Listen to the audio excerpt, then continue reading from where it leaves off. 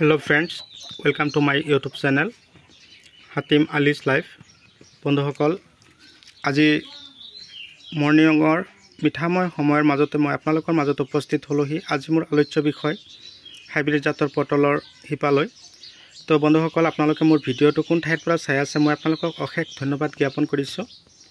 আপোনালোকৰ যদি এনেকুৱা ধৰণৰ হাইব্ৰিড জাতৰ পটলৰ হিপাৰ প্ৰয়োজন হৈছে তেনেহ'লে আপোনালোকে ততাতৈকৈ মোক যোগাযোগ কৰক। মই আপোনালোকক ডিসক্ৰিপশ্যনত নাম্বাৰ দি দিছোঁ, সেইটো আপোনালোকে নাম্বাৰত ফোন মাৰি যদি আপোনালোকৰ পটলৰ এনেকুৱা ধৰণৰ হিপাৰ প্ৰয়োজন হৈছে তেনেহ'লে মোৰ পৰা ক্ৰয় কৰক, মই আপোনালোকক যোগান ধৰিম।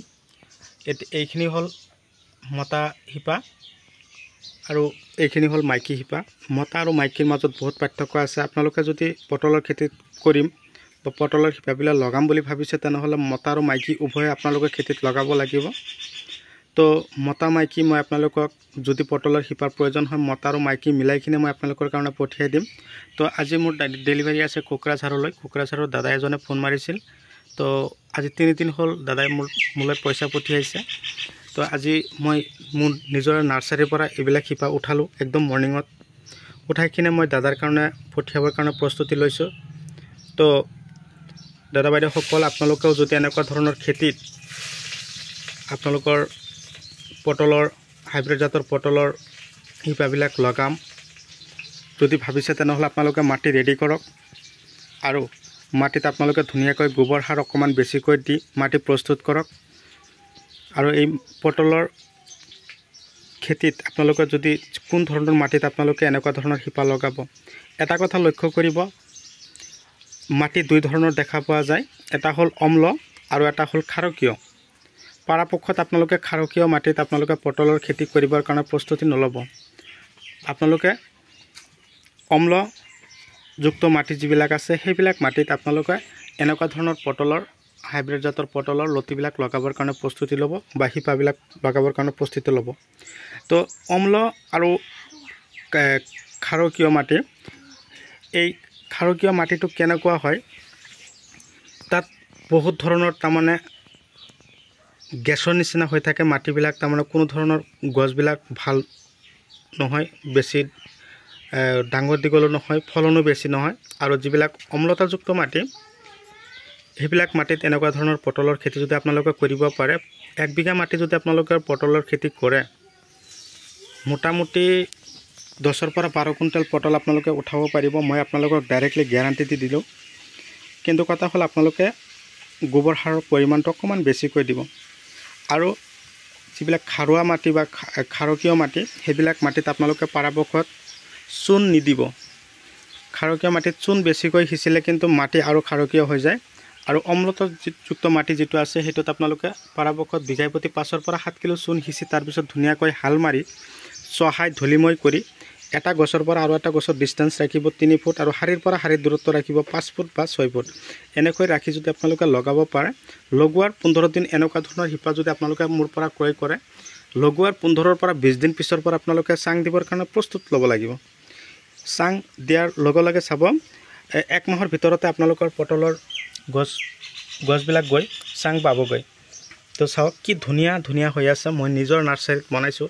ইফালে কিন্তু হিপাৰো প্ৰব্লেম, তাৰমানে কি হিপা একেবাৰে অন্তিম সময়ত আহি পালোহি। তো মোৰ তাত আৰু বেছি নাই, ধৰক 300 পৰা 400 মান হিপা আছে। যদি আপোনালোকৰ লগা হৈছে তেনেহ'লে আপোনালোকে বেছি পলম নকৰিব। তাৰ কাৰণ বহাগ মাহ যদি পাৰ হৈ গ'ল আমাৰ মাজৰ পৰা, বহাগ মাহ পাৰ হৈ গ'লে কিন্তু পিছলৈ কিন্তু আমি আপোনালোকক হিপাৰ যোগান ধৰিব নোৱাৰিম। তো দাদা বাইদেউসকল আপোনালোকে পৰাপক্ষত বেয়া নাপাব, মই যিখিনি কথা কৈছোঁ এই বহাগ মাহ আৰু জেঠ মাহ 15 দিন, বহাগ আৰু জেঠৰ 15 দিনলৈকে মই দিব পাৰিম, তাৰ পিছলৈকে মই দিব নোৱাৰিম। মোৰ তাত হিপা নাই। 300 পৰা 400 মান হিপা মই যে ৰাখিছোঁ আপোনালোকৰ কাৰণে। যদি আপোনালোকে কয় যে ল'ম ঘৰত খাবৰ কাৰণে, যদি আপোনালোকে লগায় চাওক, মোৰ দেউতাই সিদিনা মই যে আপোনালোকক পটল উঠাই কিনে দেখুৱাই দিলোঁ, মাত্ৰ 3 জোপা গছ লগাইছিল। 1 কটা মাটিত 3 জোপা গছেদি ইমান ধুনীয়াকৈ হৈছে, মতা মাইকী মিলাই লগাইছিল। 60 পৰা 70 কিলোকৈ পটল উঠাই কিনে বজাৰত বিকি আছে। যোৱা বছৰ লগোৱা আছিল কিন্তু গছটো পুৰণা হৈছিল। এই বছৰ আপোনালোকে নতুনকৈ লগাওক। অহা বছৰ আপোনালোকে যদি 1 কটা মাটি এইবছৰ লগাই, অহা বছৰত পৰা আগতীয়াকৈ আপোনালোকে চাব 1 কটা মাটিৰ পৰা 70 পৰা 60 কিলোকৈ, 60 পৰা 70 এনেকুৱা ধৰণৰ পটল আপোনালোকৰ 1 কটা মাটিৰ পৰা উঠাই কিনে আপোনালোকে বিকিব পাৰিব। তো বন্ধুসকল মোৰ ভিডিঅ'টো কোন ঠাইৰ পৰা চাই আছে মই আপোনালোকক অশেষ ধন্যবাদ জ্ঞাপন কৰিছোঁ। মোৰ এটাই উদ্দেশ্য হ'ল কি জানা, আমাৰ অসমীয়া মানুহখিনি যাতে এনেকুৱা ধৰণৰ অলপ হ'লেও ঘৰত খাবৰ কাৰণে পটল লতিবোৰ বা শিপাবিলাক লগায়। ধৰক আমি কিন্তু খেতি বাতিৰ ফালে বহুত পিছুৱাই গৈ আছোঁ। যাতে আপোনালোকে মোৰ এইটো ভিডিঅ' চাই আপোনালোকেও তাৰমানে অসমীয়া মানুহখিনি আমাৰ যাতে এনেকুৱা ধৰণৰ খেতিৰ লগত অকণমান জড়িত হৈ থাকে। আমি যাতে কিনি খাব নালাগে, আমাৰ যাতে ঘৰতে চব্জিখিনি উৎপাদন হয়, আমি যাতে ঘৰতে উন্নত ধৰণৰ খেতি কৰিব পাৰোঁ আৰু এনেকুৱা ধৰণৰ খেতি কৰি যাতে আমি ভাল এটা ফলন পাব পাৰোঁ তালৈ আশা ৰাখি আপোনালোকলৈ আজিৰ এই ভিডিঅ'টো যে পঠিয়াইছোঁ, আপোনালোকে এই ভিডিঅ' চাই মই এটা আশা কৰোঁ আপোনালোকে নথৈ আনন্দিত হ'ব আৰু আপোনালোকে আশা কৰোঁ এনেকুৱা ধৰণৰ শিপাও আপোনালোকে লগাবৰ কাৰণে প্ৰস্তুতি ল'ব।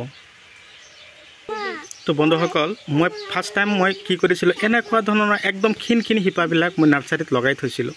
চাওক নাৰ্চাৰীত এনেকুৱা ক্ষীণ শিপা লগোৱাৰ পিছত চাওক কেনেকুৱা শকত হৈ গৈছে। আৰু যেতিয়া আপোনালোকে ঘৰত আপোনালোকৰ খেতিত লগাব খাবৰ কাৰণে, তেতিয়া চাব এনেকুৱা ধৰণৰ যেতিয়া শকত হৈ যাব গছখিনি, বেছি সময় নালাগে, 1 পৰা 2 মাহ যাব দিয়ক, আপোনালোকৰ গছখিনি চাব একদম পূৰা দমে যেতিয়া চাং গৈ পাব, উভয়ে যেতিয়া লগাব মতা গছটো মাইকী গছৰ ওপৰতে বগাই যাবলৈ দিব হা।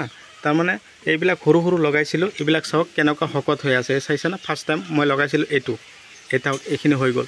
এনেকুৱা ধৰণৰ লগাওক, সফল হওক তাৰে কামনা কৰিলোঁ। তো বন্ধুসকল, এইটো হ'ল হাইব্ৰিড জাতৰ পটল। এই হাইব্ৰিড জাতৰ পটল আপোনালোকে পটলৰ লোকেল আৰু হাইব্ৰিড 2 ধৰণৰ দেখা পায়। কিন্তু লোকেল পটল আপোনালোকে 1 বিঘা মাটি কৰিলে 1 পৰা 1.5 কুইণ্টেলহে উঠিব। কিন্তু হাইব্ৰিড পটলৰ প্ৰডাকশ্যন আপোনালোকক যে মই কৈ থাকোঁ যে 10 পৰা 12 কুইণ্টেলকৈ পটল আপোনালোকে সপ্তাহত উঠাব পাৰিব 1 বিঘা মাটিৰ পৰা। তাৰমানে মোৰ কথাটো আপোনালোকে অকণমান গুৰুত্ব দি শুনিব। সেইকাৰণে এঠাইতে 3 পৰা 4টাকৈ পটল একদম পূৰা ঝুকাই লাগি থাকিব, আৰু যিটো লোকেল পটল আছে এঠাইত এটাকেই লাগিব। কিন্তু এইখিনিয়ে পাৰ্থক্য। চাওক এঠাইত যদি 3 পৰা 4টাকৈ পটল লাগে আৰু লোকেল যদি এটাকৈ লাগে, তেনেহ'লে কোনটো প্ৰডাকশ্যন বেছি হ'ল আপোনালোকে নিজেই অলপ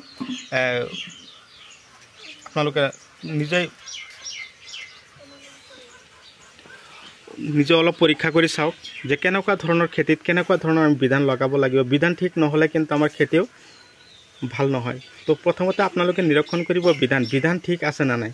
তো জিমলা বাৰত মানুহে কয় তাত দুপাততে চিন। তো এই কথাখিনি আপোনালোকে অকণমান ভাবিব। তো খেতি যদি আমি বিধানে ঠিক কৰিব নোৱাৰোঁ, তেনেহ'লে আমি খেতি কৰাতকৈ নকৰাই ভাল। তো আপোনালোকে যদি লাগে তেনেহ'লে 2 দিনৰ ভিতৰতে মোক যোগাযোগ কৰক। মই আপোনালোকক এই 3 পৰা 400 শিপা যে আছে মই আপোনালোকক যোগান ধৰিবৰ কাৰণে প্ৰস্তুতি ল'ম আৰু আপোনালোকক দিম। আমাৰ অসমীয়া মানুহখিনি যাতে খেতি কৰে, খেতি কৰিবই লাগিব, এইখিনি আশাৰে মই আজিৰ ভিডিঅ' এইখিনিতো অন্ত পেলাইছোঁ। পৰৱৰ্তী ভিডিঅ'ত লগ পাম। Bye bye.